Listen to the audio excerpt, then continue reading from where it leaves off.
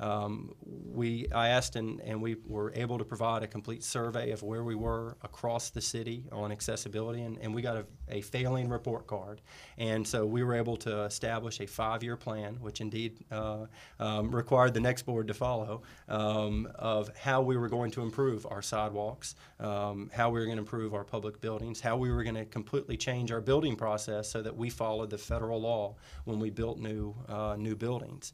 And then but the key component of that was establishing what's called the Commission on Disability, bringing in people who have from across our community who care about it but have seen firsthand the challenges of living here, and they are directly impacting the process.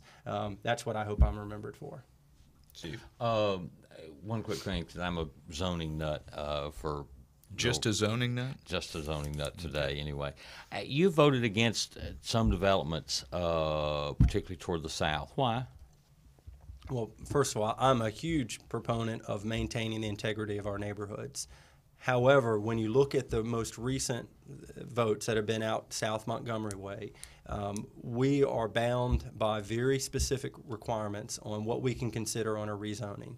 It's not what is being proposed. Boy, those garden homes would look lovely, or that's a very attractive building. We're bound by what we can evaluate by law, and specific to those, the requirements for rezoning were not met. And in particular, it was the changing character of the neighborhood. One of them was because the rezoning would have included apartments, and I publicly said, while I see the area is changing, I don't see that it's changing towards apartments.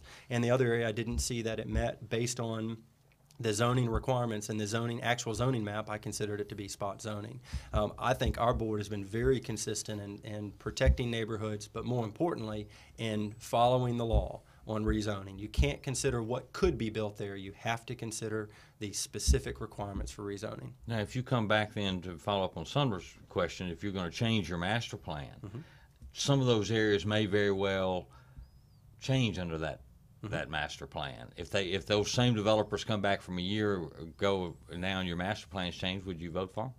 Well, in those specific examples, I don't believe the master plan is going to change any. I mean, we're talking about established residential areas. We're not going to put an overlay to put a shopping mall right next to it. Where we're talking about on future land use is in the undeveloped land, which is primarily in the north and the northwest.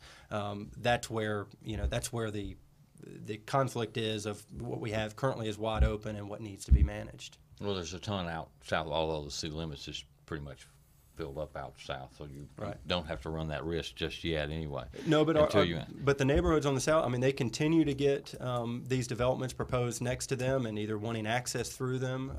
And while there's not a lot of new land going out south within the city limits, there's significant infill development opportunities, and that's why it's been so important that me personally to say that I value the sanctity of the neighborhood, and we're going to protect that through zoning. How do we avoid those same mistakes in the future? A lot of those neighborhoods, their problem is the fact that they are trying to connect through other neighborhoods. They probably would be okay if South Montgomery wasn't such a nightmare already, and they weren't depending on the other subdivisions to provide their inflow and outflow. How do we prevent that? That's costly in terms of long-range planning from a municipal standpoint, or are you willing to make developers pony up more of their share for road improvements and things like that taxpayers probably shouldn't have to pay for? Right. And what you're proposing, I believe, is a classic example of impact fees, which are unconstitutional in Mississippi. So while I'd love to say that the developer you can require them to do road improvements. Not necessarily an impact fee to pay on, but you can say, okay, you're going to 3-lane this section of road because you're going to have such and such an impact. Sumner, do you agree with that assessment? This ain't my debate, man.